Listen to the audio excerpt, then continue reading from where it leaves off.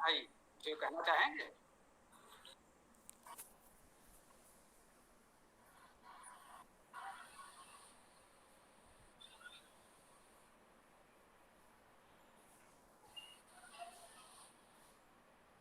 हाँ भाई राज, हम तो बताएं कर्म करें। सर, मेरा एक प्रश्न था सर, पूछना था, पूछ लूं? हाँ, बोलो बोलो। हाँ, मैं पूछना चाह रहा था कि वेदों में जी का नाम और पुराण पुराण में भी कल आता है, तो वेदों में तो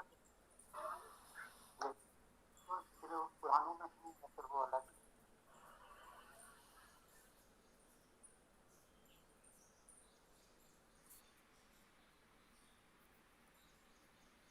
कि राज्य की बात को हम बहुत स्पष्ट सुन नहीं पा रहे हैं। हाँ राज जी बोलिए, आप बोलिए।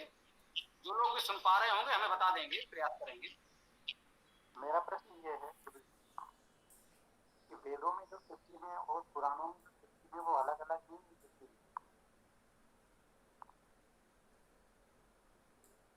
जी, इन्होंने कुछ वेदों में पुराणों में कहा है अलग अलग है, कहा है। तो किसी और ने इनकी बात सुनी है, थोड़ा स्पष्ट कर सकते हैं? शायद ये ऋषि की बात कर रहे हैं कि वेदों में ऋषि और पुराणों में ऋषि अलग अलग होगा। वेदों में ऋषि और पुराण,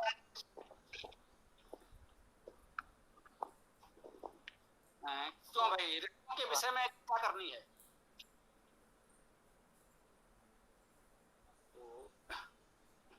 आवाज आ जी हमारी बात सुन पा रहे हैं आप लोग? हाँ, आ रही है आपकी आवाज, मेरी आवाज आ रही है? हाँ, राज की आवाज हमको आई तो है, लेकिन बहुत स्पष्ट नहीं रही, बहुत धीमी भी रही और कटती भी रही। लेकिन चलिए जो भी बात है, संभवतः आप ये कहना चाहते हैं कि वेदों और पुराणों के ऋषियों में अंतर है, अलग अलग है, क्या है कुछ पूरे की बात कहना चाह रहे हैं? नहीं, वेदों में जो शिव जी का वर्णन है और पुराणों में जो शिव जी का वर्णन है वो अलग अलग है या एक ही? आनंदन जी भी आपने कहा था ऋषियों के बारे में, ये कुछ क्या ये कहना चाह रहे हैं वेद में किस बात का वर्णन है और पुराणों में किस बात का वर्णन है? नहीं स्पष्ट हो रहा है, बात समझ में नहीं आ रही है। ऐसा करो राज, जरा इसको थोड़ा लिख दो, तो हम नहीं तो कोई और पढ़ के सुना देगा।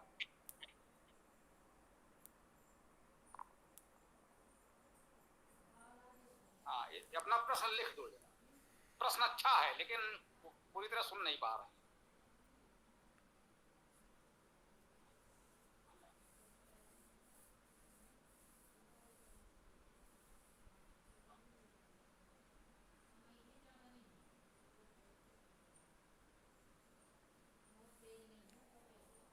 अभी आवाज आ रही सर?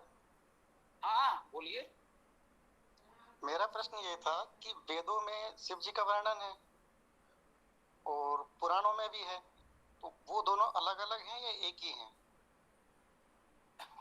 जी अब स्पष्ट हो गया पूरी तरह से। अब आप अपना आपका प्रश्न है वेद में जो शिव है और पुराण में उनमें क्या अंतर है? राज्य अपना माइक।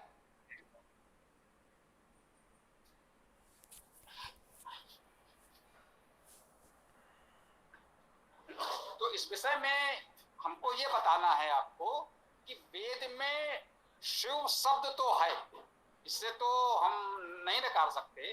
वहां शिव शब्द का अर्थ है कल्याणकारी। जो वेद में एक ही ईश्वर है, एक परमात्मा है जो सर्वव्यापक है, अनादि है, अनंत है, सर्वव्यापी है, एक परमेश्वर है, उसका मुख्य नाम ओम है और उसके अनेक गुणवाचक नाम हैं, उसकी कोई गिनती कोई गणना नहीं है। उनमें एक नाम शिव भी है। शिव शब्द का अर्थ है कल्याणकारी।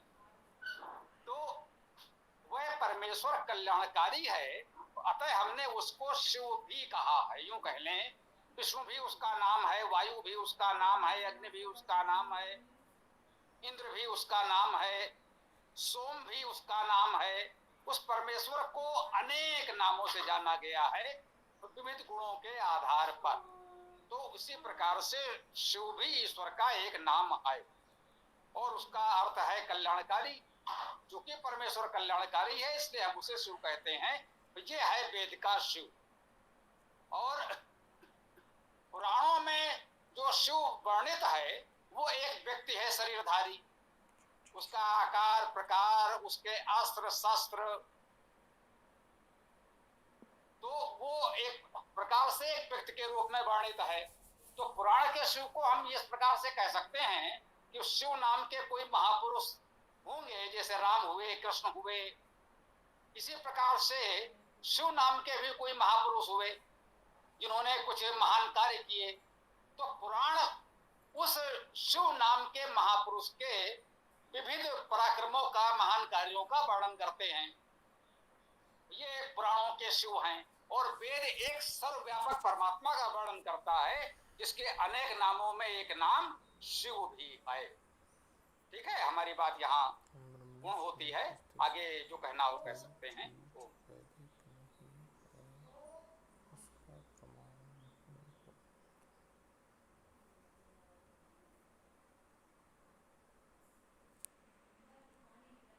जी, किसी का कोई और प्रश्न हो तो कह सकते हैं। राज जी ने इसके बाद कुछ नहीं बोला, अर्थात वो संतुष्ट हैं। तो किसी और साथी का कोई भी प्रश्न हो तो कृपया बताएं।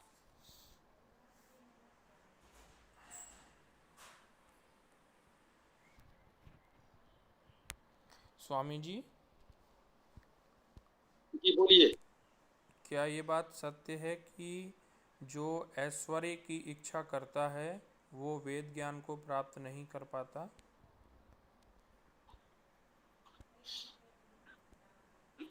ऐसा तो नहीं कहा जा सकता है, कहीं भी वेद में ऐसा नहीं कहा गया है। वेद में तो ऐश्वर्य देने की प्रार्थना की गई है। तो जब वेद में स्वयं ये कामना की गई है कि हमको ऐश्वर्य प्राप्त हो, तो ऐश्वर्य की कामना करने वाला को वेद नहीं प्राप्त होगा या ईश्वर प्राप्त नहीं होगा, ये तो कल्पना बिल्कुल व्यर्थ है। और किसी सज्जन, धन्यवाद स्वामी जी। और किसी सज्जन का कोई प्रश्न हो तो बताएं।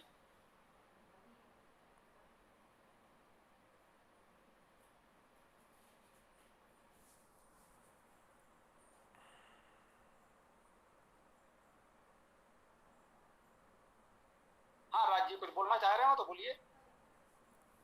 हाँ, मेरा प्रश्न ये है गुरुजी कि जैसे एक भक्ति मार्ग होता है, चैतन्य महाप्रभु थे, मीरा जी थी, ये तो सिर्फ भक्ति में ही रहे जीवन भर।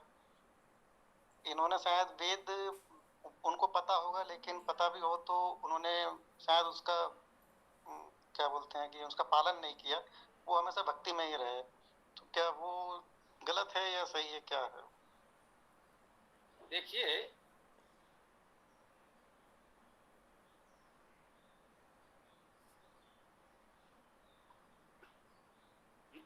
सभी बातों को या व्यक्तियों को हमको इस प्रकार से काला और सफेद श्वेत शाम में नहीं देखना चाहिए। ऐसा नहीं है किसी ने ये नहीं किया तो गलत है या किसी ने वो किया तो गलत है। हमें परिस्थितियां देखनी होगी। आपने जिनके नाम लिए, ये सब मध्यकाल के, मुगल काल के लोग हैं, जिस समय हमारे गुरुकुल प्रणाली शिक्षा व्यवस्था ध्वस्त हो गई थी। वैदिक काल में कहें, सृष्टि के आदि काल से, जब से वेदों का प्रभाव हुआ, जब से वेदों का प्रादुर्भाव हुआ, जब से हमें वेद प्राप्त हुए, और जब तक भारत में आर्य सत्ता रही, वैदिक लोगों का साम्राज्य रहा, वैदिक विद्वान रहे, वैदिक गुरुकुल रहे, वैदिक ऋषि रहे, तब तक तो सब कुछ अच्छा चला। लोगों ने वेदों का स्वाध्याय किया, वेदों का पालन किया और उन्होंने अपने लक्ष्य को प्राप्त किया।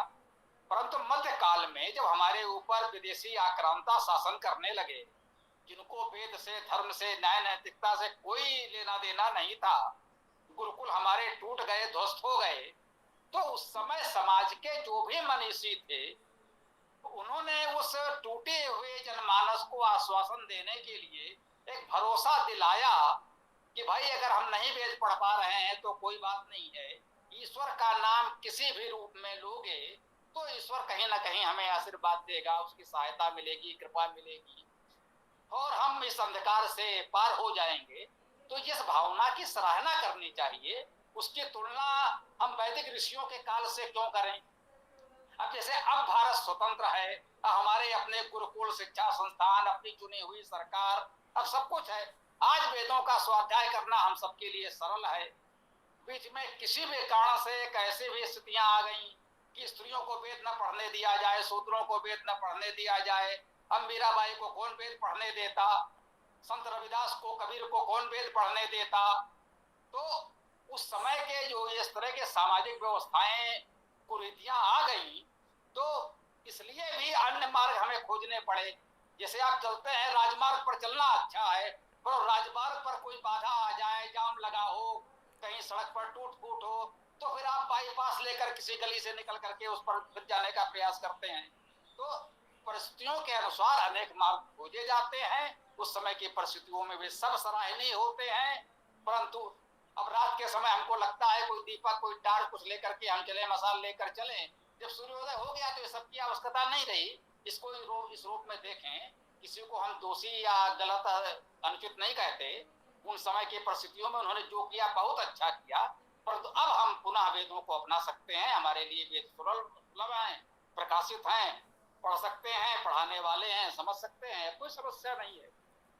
इसीलिए दयानंद जी ने कहा कि भाई अब वेदों की ओर लौटो, अंधेरा बीत गया। ये अच्छी बात है। ओम।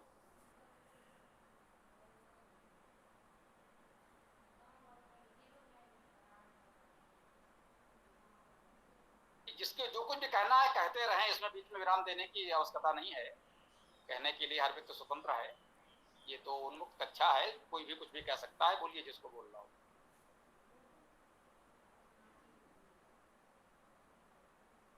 हाँ, राज्य का हाथ उठा हुआ है, अगर आप कहना चाहें तो आप भी कह सकते हैं, कोई भी कह सकता है, इसमें कोई संकोच नहीं।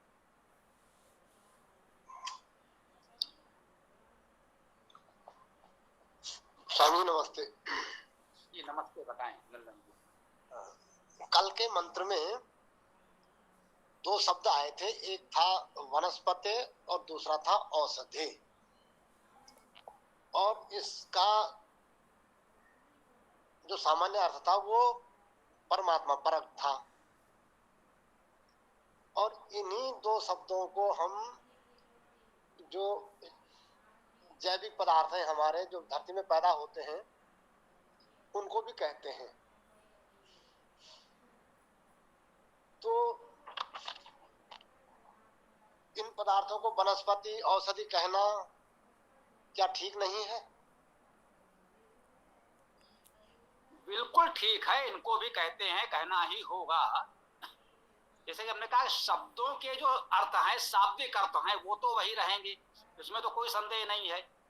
परंतु उन गुणों से युक्त पदार्थों को हमने एक नाम दे दिया। पहले भी इसकी बात आई थी।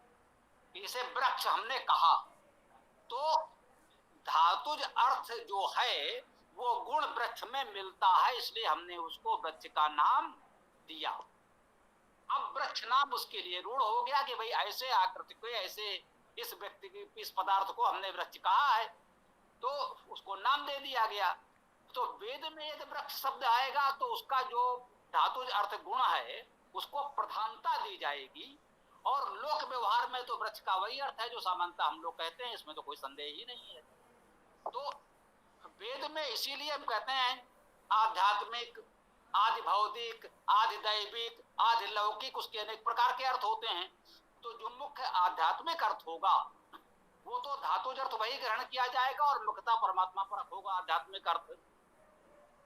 परंतु जो हम आदि भौतिक, आदि लौकिक अर्थ ग्रहण करते हैं, उसमें वो अर्थ ग्रहण कर लिया जाता है। वनस्पति का जो लोक में प्रचलित अर्थ है, औषधि का जो लोक में प्रचलित अर्थ है, जैसे मान लीजिए चंद्र शब्द ही आएगा, चंद्रमा आएगा, तो धातुज अर्थ उसका कुछ और होगा।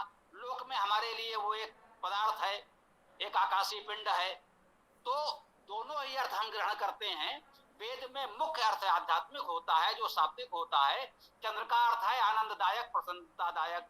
तो वेद में चंद्रमा या चंद्र शब्द जब आएगा तो उसका अर्थ आनंददायक, प्रसन्नतादायक होगा और वो मुख्य रूप से परमात्मा के लिए होगा। आध्यात्मिक अर्थ में तो यही ग्रहण करेंगे, परंतु उसके आदि भौतिक आदि लौकिक अर्थ में हम उस आकाशीय पिंड चंद्रमा को भी ग्रहण करेंगे।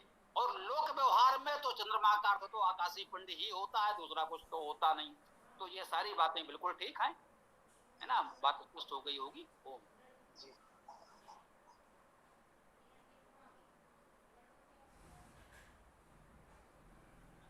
जी, किसी को कुछ भी कहना हो और आगे बोलते, चर्चा चलती रहनी चाहिए, विराम न दें। बोलिए, जिसको जो भी कहना है, प्रश्न हो बताएं। अभी जरा ये और स्पष्ट हो जाए कि वनस्पति हम किसे कहेंगे और औषधि किसे कहते हैं, जो जैविक पदार्थ हैं हमारे धरती के। देखिए, ये थोड़ा सा हमारे विषय से हटकर है, तो यूं कहें, हो सकता है इसकी उतनी अच्छी जानकारी हम न दे सकें। ये वनस्पत शास्त्र के लोग, आयुर्वेद के लोग जो जानकारी देंगे वो अधिक उपयुक्त होगी। फिर भी यूं कह लें कि सहज भाव से तो हम कह सकते हैं, वनस्पति का अर्थ हुआ वनों में जो सहज भाव से उगाते हैं वो सब वनस्पति हैं, सहज भाव से। औषधि हम उनको कह लें जिनका हम उपचार आदि में विशेष उपयोग करते हैं। वैसे ये भी कहा कि भाई ऐसा तो कोई वनस्पति या कोई पौधा कुछ ऐसा है ही नहीं संसार में जिसका औषधि के रूप में चिकित्सा में उपयोग ना हो। तो इस दृष्टि से तो सभी औषधि हो गए। परंतु ये ठीक है, कुछ विषय के जानकारों ने कुछ विभाजन किए हैं कि इन प्रकार के पौधों को, इनको हम वनस्पति कहेंगे, इनको औषधि कहेंगे, या इनको कोई और नाम देंगे।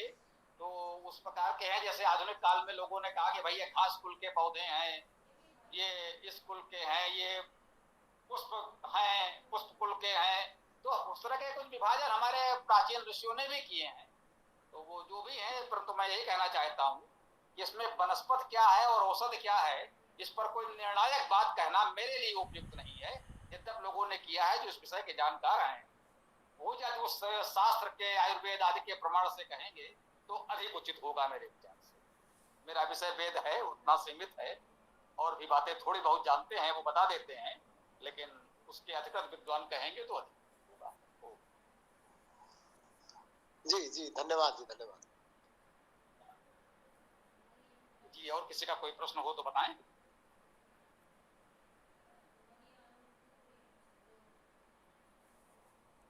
स्वामी जी।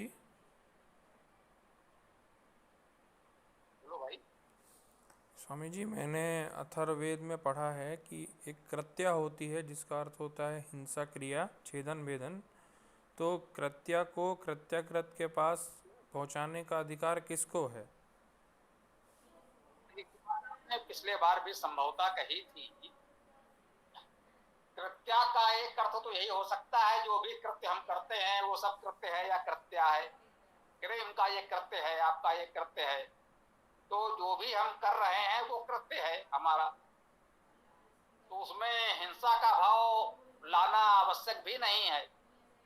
और यदि वो भाव लाना ही चाहते हैं तो स्वाभाविक है कि भाई जिसका वो जो दायित्व समाज ने सौंपा है वो उसको देखेगा, और आपातकाल में तो अपने प्राण रक्षा के लिए कोई कुछ भी कर सकता है। तो ये बात आपने पहले भी कही है, मैं समझता हूँ इतना पर्याप्त है इसके लिए। और आगे कोई बात हो तो कोई सज्जन कह सकते हैं। स्वागत है। धन्यवाद स्वामी जी।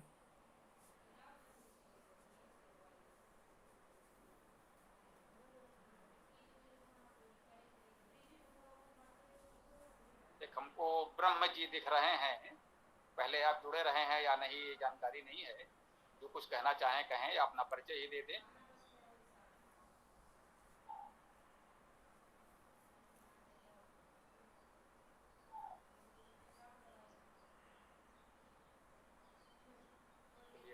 कुछ नहीं कहना चाहते हैं, कोई बात नहीं। जिसका जो भी प्रश्न हो तो वो तो करते ही रहे, चर्चा चलती रहे, विराम ना हो, मेरा आशय इतना ही है।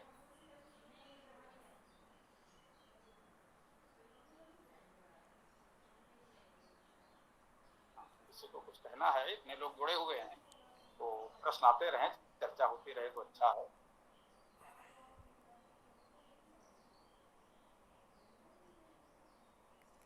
स्वामी जी, पिछले मंत्रों में आया था कि हे परमात्मा, हम आपको छोड़ेंगे नहीं, हम आपके साथ ही रहेंगे, तो ये बात तो ठीक है, लेकिन जो लोग मूर्ति पूजा करते हैं उनके प्रति हमारा व्यवहार फिर कैसा रहना चाहिए, और जो लोग सन्यासी भी हैं और मूर्ति पूजा भी करते हैं उनके प्रति कैसा व्यवहार रहना चाहिए?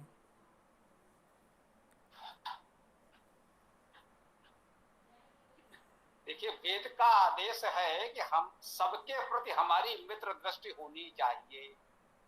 कोई भी हमारा शत्रु नहीं है। प्रकृति और परमेश्वर किसी के शत्रु नहीं हैं, और हमारी भी सबके प्रति मित्र दृष्टि होनी चाहिए।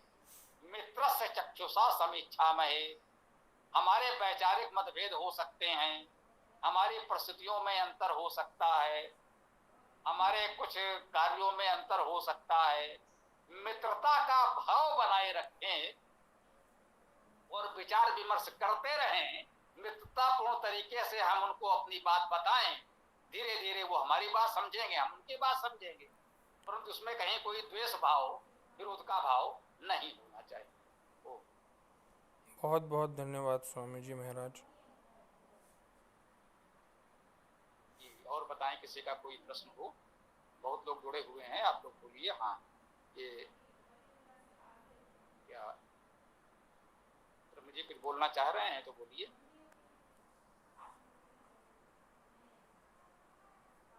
और किसी को कुछ कहना हो? एक सज्जन को सत्ता प्रकाश पर बात करना चाह रहे थे, मैंने कहा इसी में आना, वही बात करेंगे। पता नहीं वो जुड़े हैं कि नहीं जुड़े हैं। तो ये तो उन्मुक्त कक्षा है, इसमें तुम किसी भी विषय पर बात कर सकते हैं, कोई समस्या नहीं है।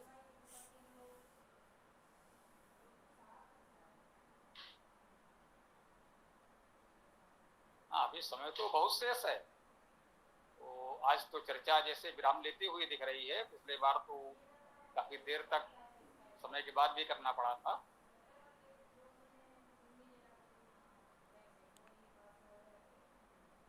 किसी का कोई प्रश्न नहीं है तो क्या यहीं से समापन करना होगा?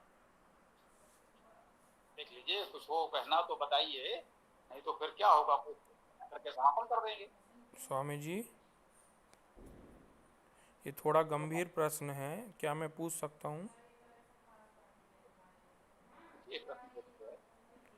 स्वामी जी, ये जो चतुर्थ आश्रम हम मानते हैं संन्यास का, इसको लेने का अधिकार किसको है?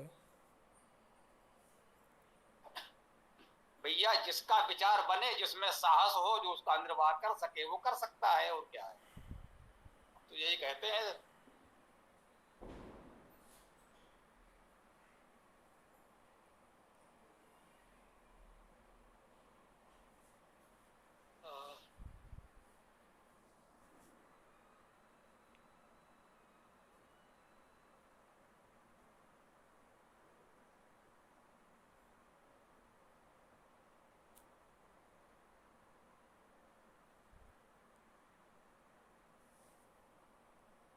हेलो।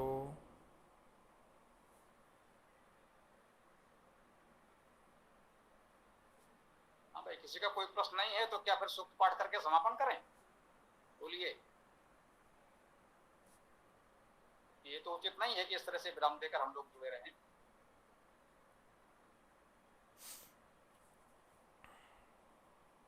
तो ठीक है गौरव जी, सूक्त पाठ करें। कोई प्रश्न होगा तो फिर देख लिया जाएगा। अभी भी किसी का प्रश्न हो तो कर सकते हैं, नहीं तो गौरव जी सूक्त पाठ करें। स्वामी जी, संन्यास लेने के लिए चारों वेदों का ज्ञान होना आवश्यक है क्या? यह संभव ही नहीं है। अगर यह नियम बना दिया जाएगा तो सन्यासी खोजने से नहीं मिलेगा। जब दयानंद जी ने भी सन्यास लिया था तो उनको भी किसी वेद का कोई ज्ञान नहीं था, उसके बाद ही हुआ। धन्यवाद स्वामी जी। चारों वेदों का जिसे जानकारी हो जाएगी, विद्वान हो जाएगा, वो सन्यास उन्यास के चक्कर में पड़ेगा नहीं। उसके लिए सब समान हो जाएगा। उसके लिए क्या गृहस्थ हो, क्या सन्यास, वो तो इन सबसे परे बहुत ऊपर पहुंच जाता है। वो मोक्ष की अवस्था में होता है, उसे पर सन्यास की आवश्यकता नहीं रह जाती। सन्यास फिर बहुत छोटी बात है। जो चारों वेदों का विद्वान होगा उसके लिए सन्यास भी बहुत छोटी बात है। ऋषियों ने कभी कोई संन्यास जैसा लेने की आवश्यकता नहीं समझी, वो जन्म से मृत्यु तक एक ही स्थिति में रहे। कोई गृहस्थ भी थे, है ना, आप जानते हैं ना, हमारे प्राचीन काल के वैदिक काल के ऋषि सब गृहस्थ होते थे, अपवाद ही मिलेंगे जो गृहस्थ ना हो। तो जन्म से मृत्यु तक वो एक भाव में रहे, वो गृहस्थ हैं, पत्नी है, बच्चे हैं, वे पढ़ रहे हैं और पढ़ा रहे हैं। ये तथाकथित संन्यास उन्होंने कभी नहीं लिया।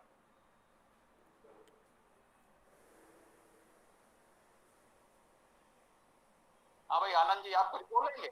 धन्यवाद स्वामी जी। भाई आनंद जी शुरू से जुड़े हुए हैं, कुछ बोलिए, आप ही बोलिए।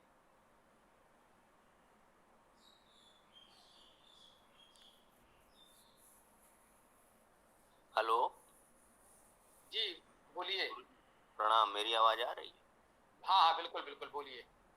मेरा प्रश्न आज ये है कि जैसे आजकल देखने को मिल रहा बाबा धीरेन्द्र शास्त्री जी का जो भी इतना सारा आडंबर फैला हुआ है, तो क्या ऐसा कोई चिकित्सा मनोविज्ञान प्रणाली है कि अब आदमी अपने दिमाग को इतना विकसित कर सकता है कि सामने वाले के जो मन में चल रहा हो उसको जान सके?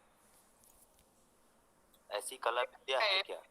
और तुम्हारे जैसे कई बच्चों ने टीवी पर लाइव दिखाया है ऐसे ऐसे चमत्कार, शर्ट पहने हुए हंसते खेलते ये बच्चे 20-22 साल के, जो धीरेन्द्र शास्त्री भी नहीं सोच सकते। टीवी पर लाइव उन्होंने ऐसे ऐसे चमत्कार दिखाए हैं। हाँ, उसको उन्होंने कोई आध्यात्मिक नाम नहीं दिया कि हमें कोई सिद्धि प्राप्त है। उन्होंने कहा एक विद्या है, हमने साल 2 साल परिश्रम करके सीखा है और आप भी सीख सकते हैं। तमाम जादूगर जो कुछ दिखाया करते हैं वो स्पष्ट कहते हैं भैया ये कला है, उन्होंने कैसे किया ये हमारे समझ में नहीं आता, परंतु होता है वो किसी ना किसी नियम व्यवस्था के तहत ही वो एक कला है, कोई भी सीख सकता है। शास्त्री भी उनमें से एक हैं, बस इतना है उसका उपयोग वो दूसरे रूप में कर रहे हैं। ऐसे ही साईं बाबा भी थे, उनको उस समय के जादूगर ऐसी पिछली सरकार ने ऐसे चुनौती दी थी, बोले बाबा जी तुम जितना ये जादू दिखाते हो इतना ज्यादा हम को सिखाते हैं। साईं बाबा बहुत बड़े चमत्कारी हुआ करते थे।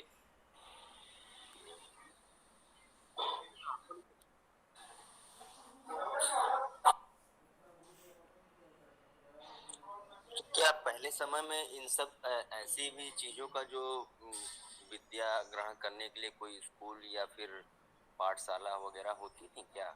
कहीं वर्णन है इस चीज का? ये एक कला के रूप में हजारों वर्षों से चली आ रही है, तभी आज इनके पास है। वो क्रमशः गुरु से शिष्य सीखते आए हैं, आज भी सिखाया जा रहा है, जो चाहे सीख सकता है। अब ये कह सकते हैं कि अभी वो विश्वविद्यालय के पाठ्यक्रम में नहीं है और असंभव नहीं है, कोई शासन सत्ता सरकार ऐसी आए तो वो कर भी सकते हैं, इसमें कोई समस्या नहीं।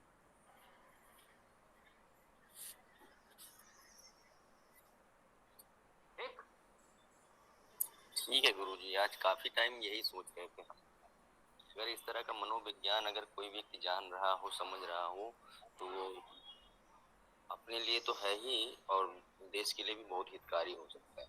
नहीं, बहुत लोग हैं ये बाकायदा वो पढ़ते हैं, सीखते हैं, प्रशिक्षण लेते हैं और वो इसके शो करके कमाते हैं, वो करते हैं, टिकट लगाते हैं, उस तरह से वो करते हैं। लेकिन वो बाकायदा एक कला का प्रदर्शन करते हैं और टिकट लगाकर उसके पैसे लेते हैं। इस तरह का आडंबर नहीं करते कि उसके चमत्कार के नाम पर भीड़ जुटाओ और इस तरह बटोरो। अलग अलग है, कर तो सब लोग रहे हैं, बहुत लोग रहे हैं, इसमें कोई समस्या नहीं।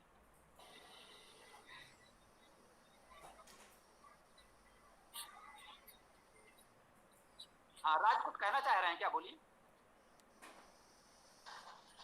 जी, मेरा प्रश्न ये है स्वामी जी, ये आजकल जगह जगह पे गांव-गांव शहर से यज्ञ होते हैं बहुत सारे, और नवरात्रि के बाद यज्ञ होते हैं और ऐसे ही रामनवमी के समय पे यज्ञ होते हैं।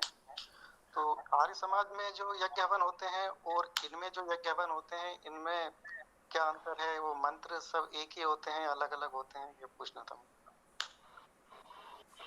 ब्रह्म जी आप कुछ कहना चाह रहे हैं, आप भी कह दीजिए फिर मैं बताता हूँ।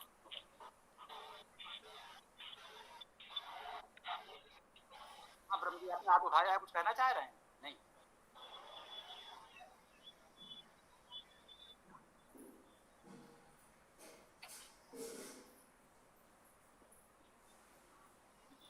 स्वामी गंभीराज जी की बात पर आ रहा हूँ। क्या अपने हाथ आया हुआ है, कुछ और भी कहना चाह रहे हैं कि मैं अपनी बात प्रारंभ करूँ?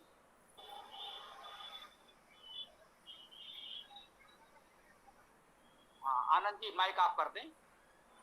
जी। रहना ठीक है इसमें जो व्यवस्था है। तो आपने हवन यजन के विषय में पूछा है, तो हम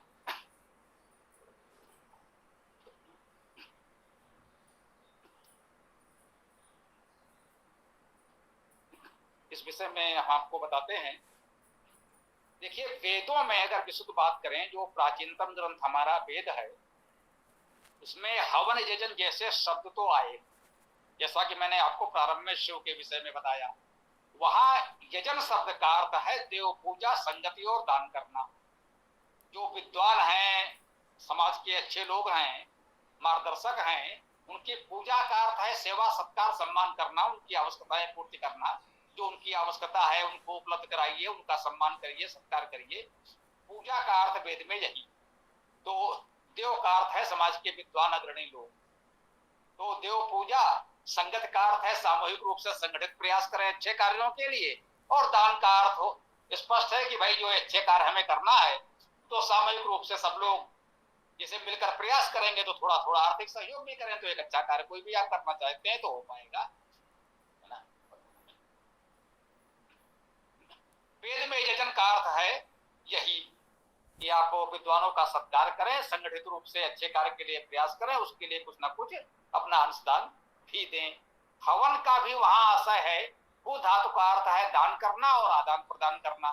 अर्थात अच्छे कार्य के लिए यदि आप सक्षम हैं तो अपने परिस्थिति, अपने साधन के अनुसार थोड़ा सा दान करें, और जहां आपको लेना है वहां भी संकोच न करें। जो जिस योग्य है वो समाज के लिए अपना सहयोग दे दे, और जिसको आवश्यकता है उसमें से ले भी ले।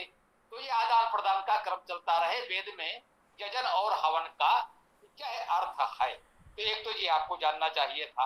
अब आपने कहा कि विविध प्रकार के हवन होते हैं, ये ठीक है। ये जो कर्मकांड के रूप में हवन होता है उसकी प्रक्रिया यही है कि समिधा अर्थात लकड़ी जलाई जाती है, उसमें घी और हवन सामग्री डाली जाती है। ये कर्मकांड के हवन की प्रक्रिया है। ठीक, यही प्रक्रिया आर्य समाज, गायत्री परिवार या अन्य जो भी करता है वो भी सभी लोग करते यही हैं। अब थोड़ा थोड़ा जो अंतर है वो गायत्री परिवार ने अपनी हवन की पुस्तक बना ली है कि हवन करने बैठेंगे तो पहले हम क्या करेंगे, अंगन्यास और ये सब आदि आदि कुछ कर्मकांड की प्रक्रियाएं गायत्री परिवार के ने अपनी हवन की पुस्तक बनाई, उन्होंने कुछ अपनी प्रक्रिया लिख ली। और समाज की हवन की अपनी पुस्तक है, उसमें कुछ अपनी प्रक्रिया लिखी हुई है, कुछ मंत्र लिखे हुए हैं कि किन मंत्रों से हमें कैसे आहुति देनी है। अन्य लोग जो हवन करते हैं उनके भी अपनी हवन की पुस्तकें हैं, वो अपनी अपनी पुस्तकों से करते हैं। तो ये हवन की पुस्तकें जो भी आज हैं वो समझ लीजिए उनमें से सबसे पहले तो आर्य समाज को ही कह लीजिए। आर्य समाज के बाद गायत्री परिवार और गीता प्रेस गोरखपुर जैसे संस्थाओं ने विभिन्न हवन की पुस्तकें छापी हैं, और उन पुस्तकों से जिसको जैसा उचित लगता है हवन करता है। तो इसमें कोई बहुत अंतर खोजने की बात नहीं है, प्रक्रिया सबकी वही है। आग जलाना, उसमें घी और सामग्री की आहुति डालना, जिससे ऐसा माना जाता है कि जो सुगंध फैलती है वो वायुमंडल के लिए उपयोगी हो सकती है। तो इस प्रकार के जो भी अवधारणाएं हैं, दयानंद जी ने ये भी कहा कि इससे जो मंत्र पढ़े जाते हैं कम से कम वो मंत्र कुछ लोगों के परिचित हो जाते हैं, कंठस्थ हो जाते हैं, तो इससे कुछ वेद मंत्रों का प्रचार हो जाता है। तो इससे आज समाज के हवन में वेद मंत्रों की प्रमुखता है। अन्य लोगों के हवन में वेद मंत्र होते तो हैं, तो उतने अधिक नहीं होते, उतनी प्रमुखता से नहीं होते। वेद मंत्रों के अलावा भी वो कुछ अन्य लौकिक श्लोक आदि बोल करके भी आहुति डालते हैं। तो इस तरह के कुछ थोड़े थोड़े अंतर हैं, लेकिन उन अंतर को हम बहुत महत्व नहीं देते। हम मानते हैं उन अंतरों को लेकर कोई विवाद नहीं होना चाहिए। अलग अलग व्यक्तियों ने थोड़े बहुत अपनी सुविधा के अनुसार बना लिए हैं। वो जाने कितने प्रकार की हवन की पुस्तक हो सकती है, हो सकता है आप लोग कहें तो हमें लोग कोई और अलग, इन सबसे अलग एक हवन की पुस्तक बना लें जो और भी हमें सरल उपयोगी लगे। हम अपने वेदांत पुस्तक से भी हवन आदि करा देते हैं, अवसर मिला है तो कहीं किया कराया है कि चलो भाई हमारी कोई हवन की अलग से पुस्तक न सही, हमारी वेदाएं नहीं है, हम वेदायन से ही आपके हवन पूजन सारे संस्कार करा देंगे जिसको भी आवश्यकता होगी। तो इसको इसी रूप में सरल भाव से लें, इसमें कोई बहुत अंतर और मतभेद को लेकर के चिंतित ना हो। ये समाज है, समाज में थोड़ी विविधता रहेगी, उसे चलने दीजिए। ओ बोलिए।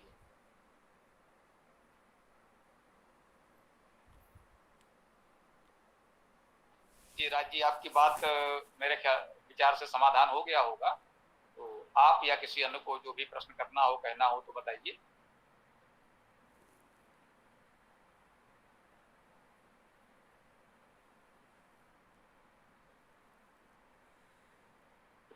जी यदि किसी का प्रश्न न हो तो हम लोग एक सूक्त का पाठ करके समापन कर सकते हैं। कुछ समय शेष है, प्रश्न होगा तो हम उसे प्रमुखता देंगे। प्रश्न हो तो बोलिए, प्रश्न न हो तो फिर हम लोग सूक्त पाठ और समापन करें। हाँ,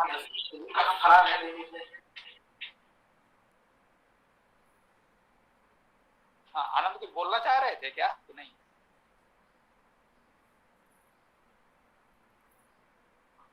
चलिए, किसी को कोई प्रश्न करना हो करें, अन्यथा गौरव जी तैयारी करें, कोई सूक्त पाठ करके इसका समापन करें। ओम स्तुति ही कर लें।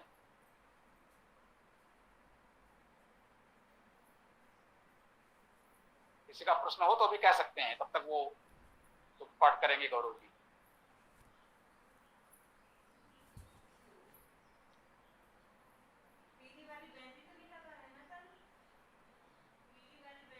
हाँ, किसी को कोई प्रश्न हो अभी हो तो कह सकते हैं। हाँ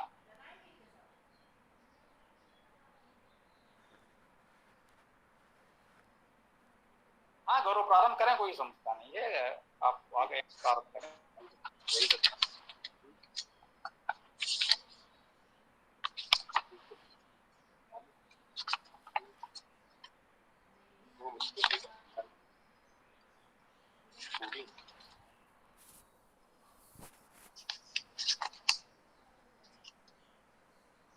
आज हम लोग ओम स्तुति का पाठ करेंगे।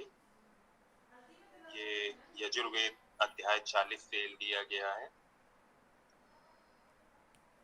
ओम ईशावास्यम इदं सर्वं यं किं च जगत्यां जगत् तेन त्यक्तेन भुञ्जीता मा गृधा कस्वेद्धनम्। ईश्वर संव्याप्त सभी कुछ है, जो कुछ गतिशील जगत में है, इसलिए त्यागमय भोग करें, लालच न किसी के धन में है। ओम कुर्वन् एव हि कर्माणि जिजीविषेत् शतं समाः एवं त्वयिना अन्यथा अतो अस्ति न कर्म लिप्यते नरे। जीवन सक्रिय हो कर्मशील जीवन आशा सतवर्ष है, यही मार्ग अन्यथा नहीं, नर में सब धर्म अलिप्त रहे। ओम असुर्या नाम ते लोका अन्येन तमसा वृता तान ते प्रेते अपि गच्छन्ति ये के चा आत्महनो जना। लोकहीन ऐश्वर्य से अंधकारमय आत्महनन जो कर रहे, उनको पाते बंद। ओम अनिजत एकम मनसो जवीयो न एनत देवा आप्नुवन् पूर्वम् आर्षत् तत् धावतो अन्यानि अतीति तिष्ठत् तस्मिन् अपो मातरिष्वा ददाति। गतिहीन वही मन की गति में, इसको तो देव विपा न सके। सुस्थिर रहकर सबसे आगे, सब वेगवान को कर पीछे, उसमें ही अपा मातरिष्वा। ओम तत् एजति तत् न एजति तत् दूरे तत् उवंतिके तत् अन्तः अस्य सर्वस्य ततो सर्वस्य अस्य बाह्यता। वै सत नहीं, वह दूर रहे है निकट वही, सबके भीतर वह स्वामी है, सबके बाहर भी सदा वही। ओम या तु सर्वाणि भूतानि आत्मन्येव अनुपश्यति, सर्वभूतेषु चात्मानं ततो न विचिकित्सति। जो प्राणी सभी प्राणियों को देखे बस आत्म तत्व में, जो देखे सब में आत्मा को, उसको भ्रम संशय कभी नहीं। ओम यस्मिन् सर्वाणि भूतानि आत्म एव अभूत विजानतः, तत्र को मोहा का शोक एकत्वम् अनुपश्यता। जिसमें सब प्राणी आत्म रूप हो गए, इसे जो जन जाने उसको क्या मोह शोक होगा, एकत्व भाव सब में माने। ओम सपर्यगात शुक्रम अकायम आवरणम, अस्नाविरम शुद्धम अपाकविदम, कवि मनीषी परिभू स्वयंभू, याथा तत्तो अर्थान विदधात, शाश्वती ज्ञानमाप्या वह शुक्र देह से हीन हम, अस्नाविर शुद्ध अपाकविद, वह कवि है वही मनीषी है, वह परिभू वही स्वयंभू है, शाश्वत सब अर्थ किए कारण।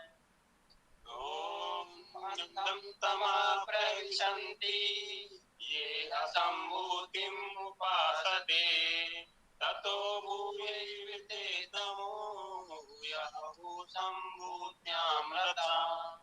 असंभूतिवासी गए घोर तमस में लोग, उसी तरह वे भी गए जो संभूति प्रयोग।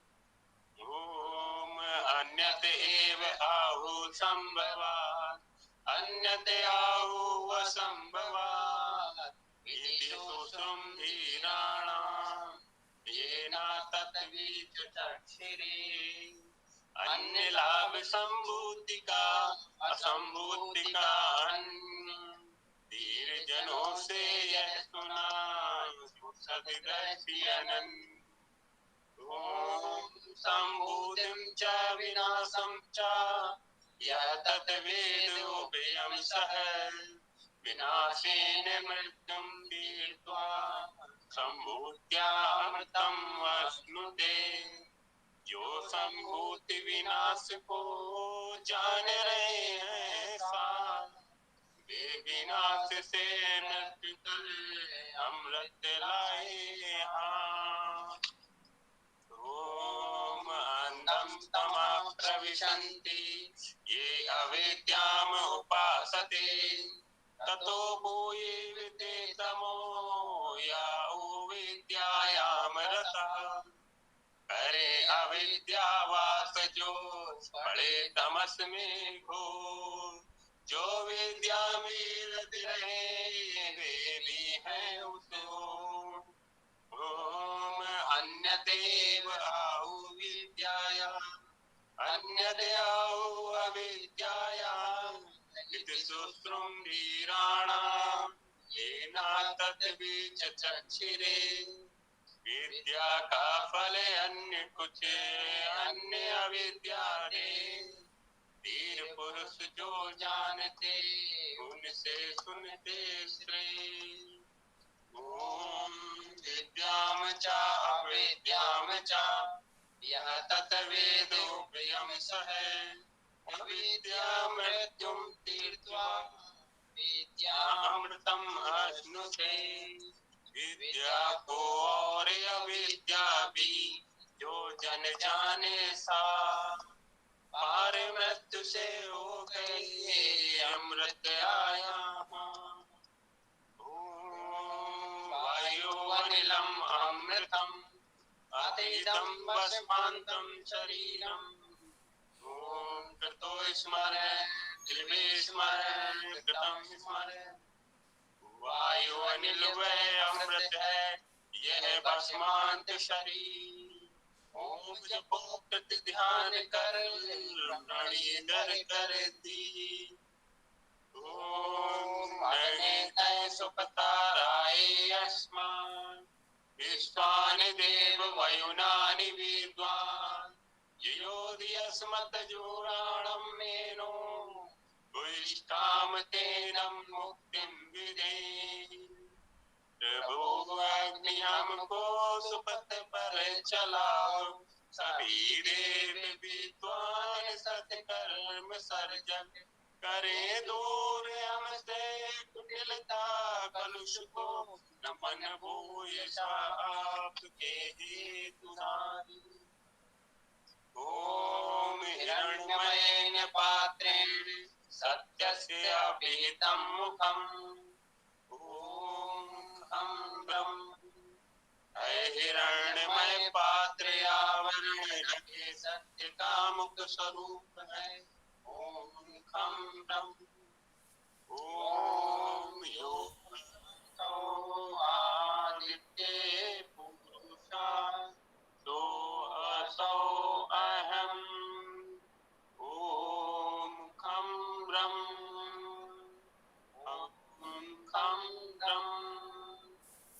आदित्य सृष्टि में परम पुरुष जो है, मैं भी हूँ वही सत्य, ओम ब्रह्म व्यापक परम। ओम खं ब्रह्म। नमस्ते सभी।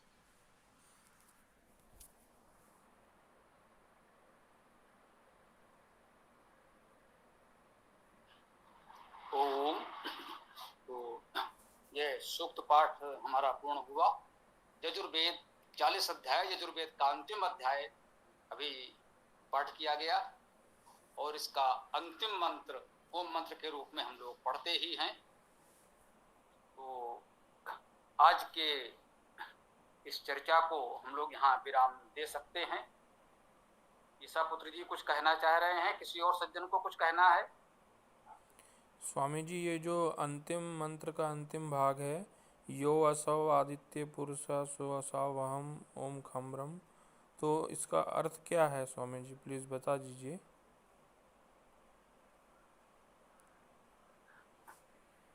भाई आप इतने समय से जुड़े हैं, ये प्रश्न आप पूछेंगे तो ये मुझे ठीक नहीं लगता। कोई और पूछता तो हम अवश्य बता देते। आप इतने पुराने साथी हैं हमारे, और हमारा जो मूल मंत्र है ओम मंत्र है, उसका अर्थ भी आपको पूछना पड़ेगा क्या? ठीक है चलिए स्वामी जी, मैं देख लूँगा। ठीक है। तो देखिए, पूरा मंत्र भी यदि हम करें बहुत संक्षेप में बताएंगे। वैसे पुस्तक में है, वेदायन में है, यजुर्वेद भाष्य में है, अन्य में भी है, और इसका हम कह सकते हैं कि पुलकित वगैरह पीडीएफ अलग से भी देते रहते हैं, पुनः दे देंगे।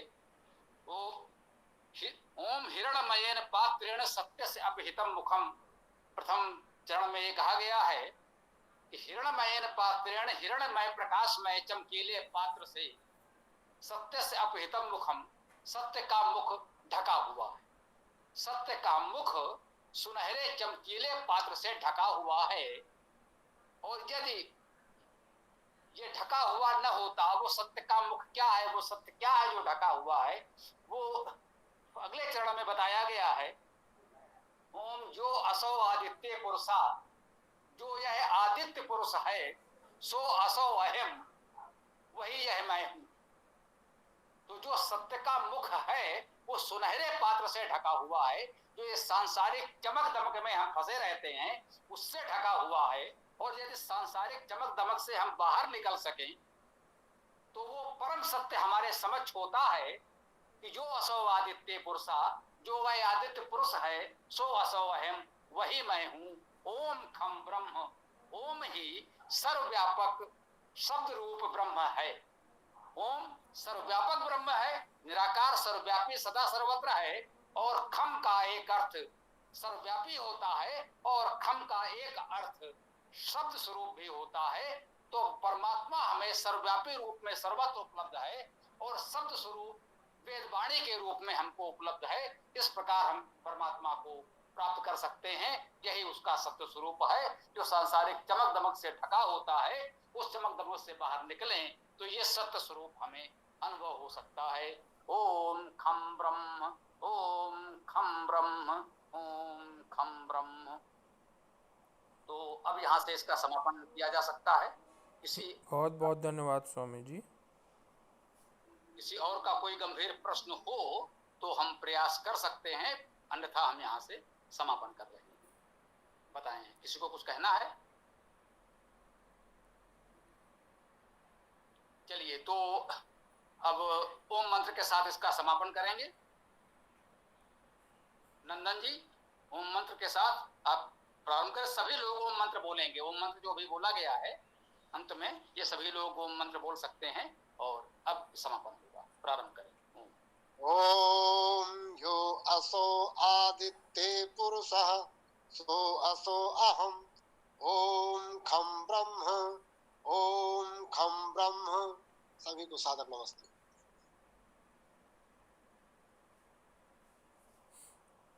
ओम यो असौ आदित्ये पुरुषः सो असौ अहम्। ओम खम ब्रह्म, ओम खम ब्रह्म। सभी को सादर नमस्ते।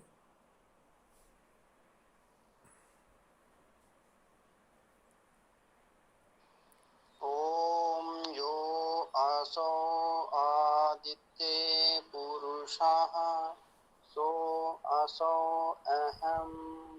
ओम खम ब्रह्म, ओम खम ब्रह्म।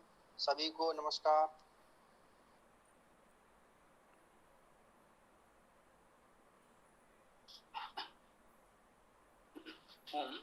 अब सायंकाल 7:30 बजे हम लोग पुनः इस वेद कक्षा में मिलते हैं।